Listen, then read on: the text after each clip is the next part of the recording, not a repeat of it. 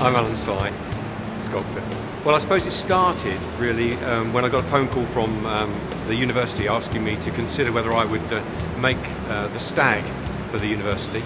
And so I went across and had a look at the logo, the crest, and thought, yes, that may be a possibility, but they did want it, of course, in stainless steel.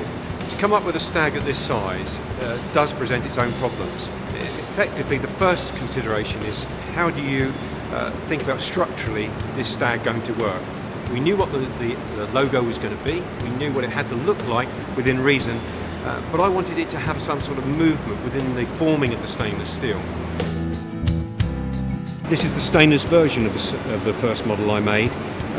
I used cut card and copper tube to form the model, trying to just see where all the lines and the directions would go. The inside of the sculpture is actually very important. You can begin to see the importance of the design of the steel tubes and the plate across that.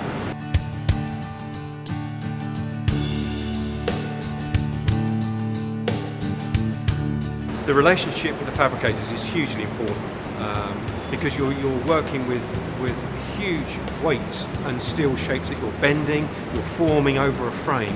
My name is Mark Williams, workshop manager. When you've got an animal's shape, you have to roll one way and then try and twist the other way. That's very hard to do. This make on stainless steel. Some is easy, but some is very difficult. I wanted to be very involved in the process. I wanted to change shapes, give it the movement that I wanted.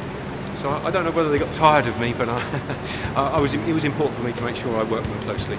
It was difficult to do, but Alan made it easier.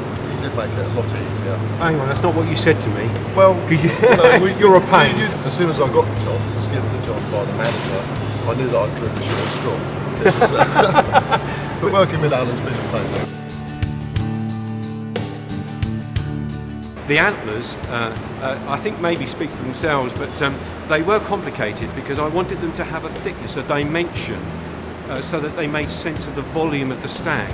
I needed to actually ask them to bring two sheets together, form them and work them so that they had a strength about them.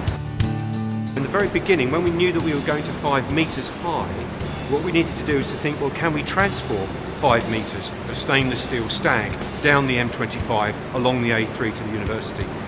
Well, clearly we couldn't because we can't get under the gantries. So I needed to think about whether we can just make the antlers just removable, so they can be bolted on, so that they get invisibly fixed but structurally sound. We're going to start very early on that Saturday morning. We'll probably leave about 7 o'clock, so the light will just be breaking. The route has been well gone over, we've checked the bridges, we've checked the whole process.